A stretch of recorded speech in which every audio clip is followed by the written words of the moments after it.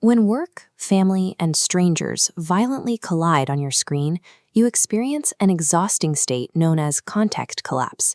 We have begun treating our friends as commodities and managing our partners like project milestones. This digital noise leaves the brain fragmented and emotionally exhausted. To flourish, you must stop being a reactive passenger in this entropic social web. You must become an intentional designer by building a relational architecture blueprint. Completing this tutorial requires a pen, a piece of paper, and 15 minutes of pure solitude. Mapping out this architecture addresses the social static that currently drowns out the signals of actual love and loyalty.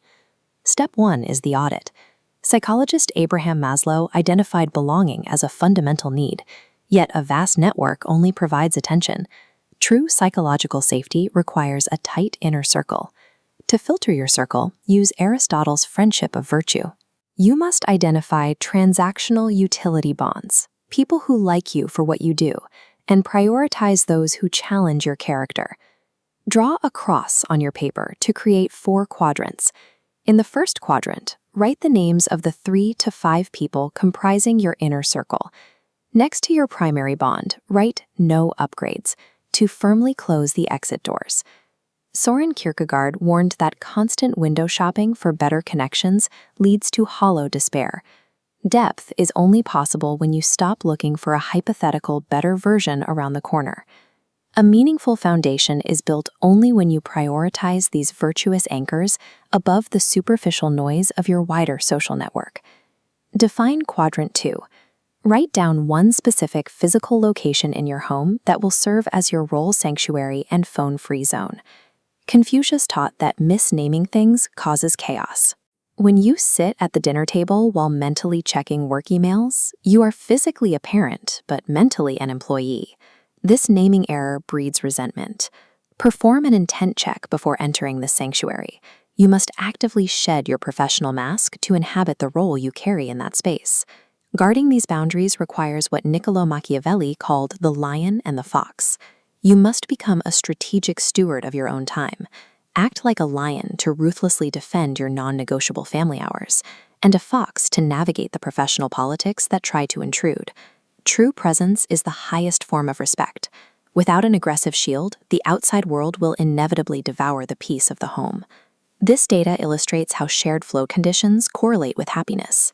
Passive bonding, like watching television, lacks the mutual engagement required to build a deep connection. Struggling together side by side on a shared task literally wires 2 brains together through powerful and lasting neurochemical synchrony. In Quadrant 3, schedule a specific flow date for the upcoming week. Choose an active challenge, like hiking a trail or building furniture together. Write down a Socratic inquiry question to ask your partner later tonight. Asking, "What part of your life do I know least about?"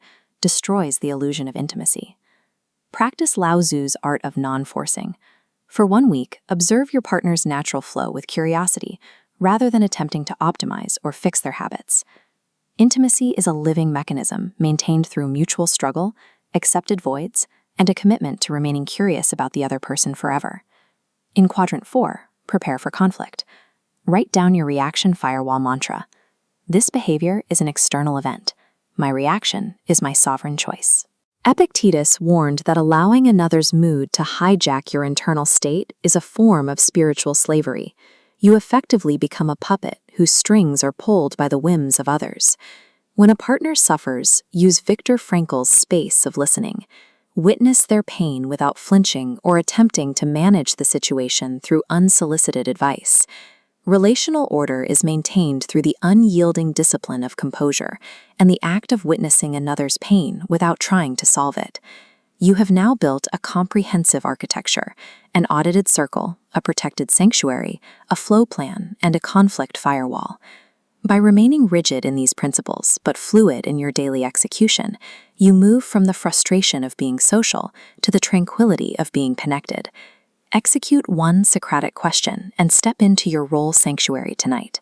Leave the phone behind and inhabit the name you carry in that space. This unyielding, intentional architecture provides the daily structure required to weather any storm the modern world sends your way.